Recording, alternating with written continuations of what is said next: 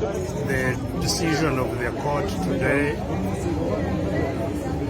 which cancelled the very ridiculous condition that had been imposed on me for bail,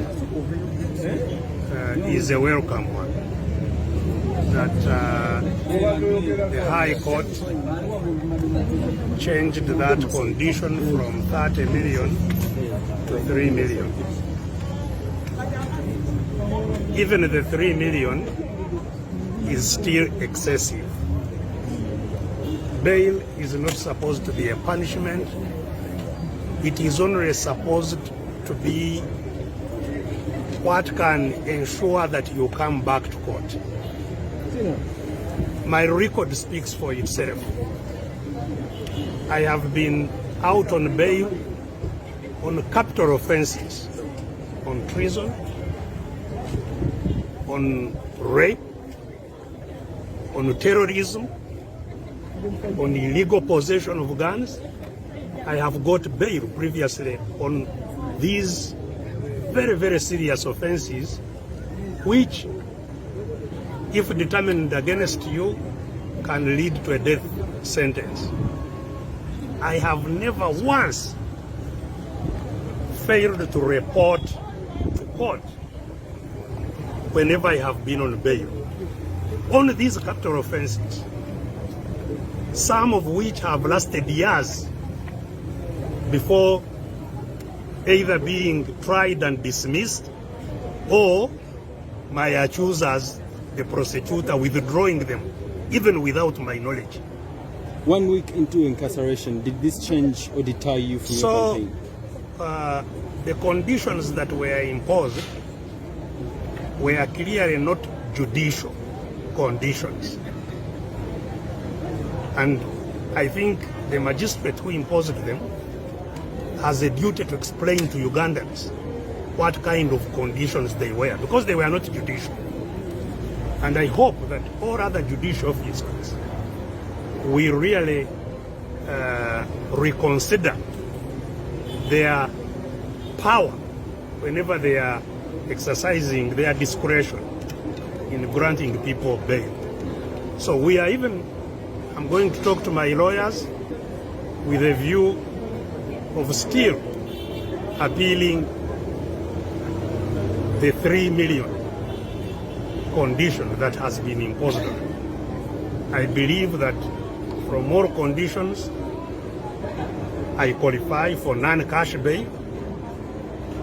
But in any case, if cash is to be imposed, it should certainly be a reasonable amount.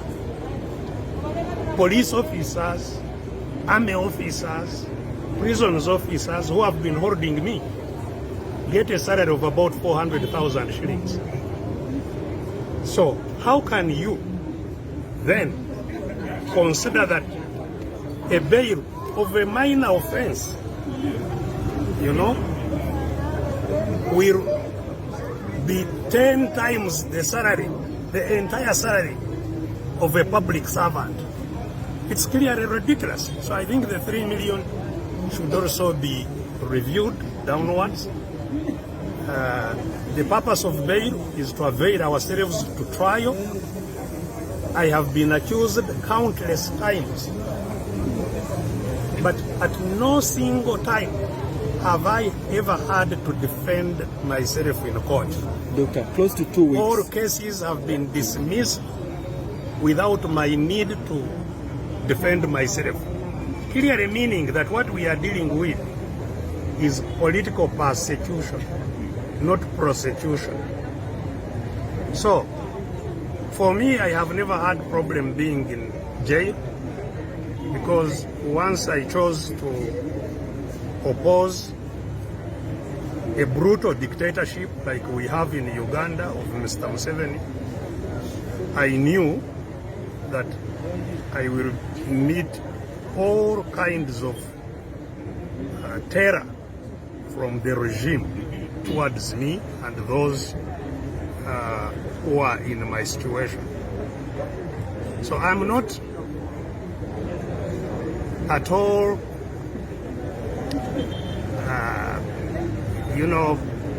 shaken or, feel sorry for myself or feel that, this is too much. No, I know that we can face worse. What we are fighting for is freedom and equal rights as citizens, equal opportunities as citizens. That's what we are fighting for. And there is no cost equal to freedom. We are willing to pay the highest cost in order to be free and in order to enjoy our rights in our country. So for me, 2 weeks in jail is nothing, absolutely nothing. That's why I cannot be deterred by imprisonment, if that's what they intended to do. So we shall start where we stopped. In awakening up Ugandans to fight for their rights and to fight for their freedom. We shall not stop. What is going to be your next course of action? What's the next course of action? Starting from where you stopped. Well, I've just said so, that we shall just continue with the campaign that we had of getting everybody to wake up so that together we push back to gain our freedom, our rights, including economic rights that are now greatly infringed. I was in prison sometimes reading news and being horrified that up to now people think that we are just protesting. We haven't suggested anything. The prices which are harassing everybody can change overnight, even with the current circumstances. If certain decisions are taken regarding our money, how it is used, and we have made proposals, if tomorrow the government expenditure is shifted from those who take it for nothing to the people of Uganda, the conditions of our people will change. Our children who are at home and can't go to school can go back to school with the money we have as a country, if it is not wasted on those who should not be using it. It's terrible to hear Mr. Museveni talk about parasites. There can never be a parasite that has lived in Uganda who is worse than Mr. Museveni. I don't think there is any such parasite that exists in our country or has ever existed worse than Mr. Museveni, who in these terrible conditions consumes at least 2 billion in his home. 2 billion in his home each day. Not in the office, not anywhere, even in the budget, the current budget. There is 1 month to the end of the financial year. In the supplementary budget that was passed last week, there is, I think, about 70 billion for State House. 77 billion for State House. 1 month remaining. That is, how can you be such a parasite when people are sleeping hungry? This is 77 billion of your taxes. This money can change a lot of things in our country. This is the second supplementary. So even what is passed, like they have said, this year, I think they have passed something like 80 billion for State House. That will be consumed by October. They will come back for supplementary. So the money we have, even before we talk about other changes, can change the conditions our people live in today. If cabinet was reduced from 82 ministers to 15, like the United States, which is the biggest economy that has 15 ministers. If Kampala now, we have 467 councillors. Kampala. What for? You know, the members of parliament, 500 and something, advisors of the president, who has ministers, all those ministers are supposed to be advisors. But on top of all those ministers, he has 100, I think about 120 advisors, also paid like ministers.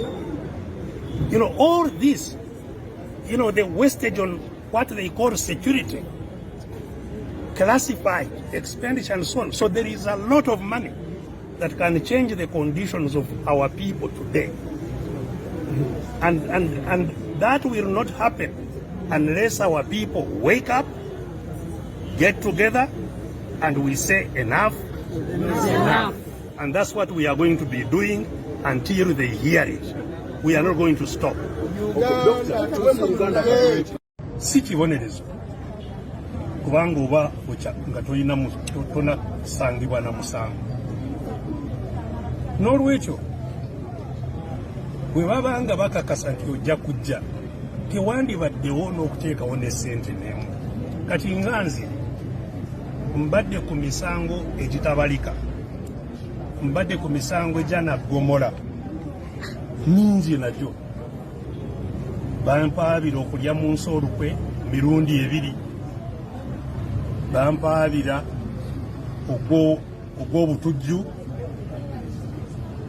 bampaabira ogw'okukaka omukwano, bampaabira ogw'okuba n'emmundu mu bumenyi bw'amateeka n'emisango emirala emiyitirivu gye bakanteekako. Ku misango egyo egya Naggomola, capital offenses, nafuna okweyimirirwa nga sitaddeyo ssente, non-cash bail ku capital offenses, era gyonna egyali ginteekeddwako. Tewali mulundi n'ogumu kooti lwe yali egambye nti mbeere mu kooti n'esibeeramu. Emirundi emiyitirivu egitabalika, buli lwenjagalibwa mu kooti mbeerawo kutuusa omusango bwe gugobebwa oba abaagwaba ne bagugjayo, n'egimu bagijjayo nga tebantegeezezza. Emisango gyonna egyo nali nteekeddwako okuva lwe nazaalibwa n'okutuuka leero. Tewali musango n'ogumu gwe nali nsangiddwa nga neetaaga okwewozaako. Gyonna gisangibwa nga temuli bujulizi n'akamu obwandyetaaze nti neewozeemu.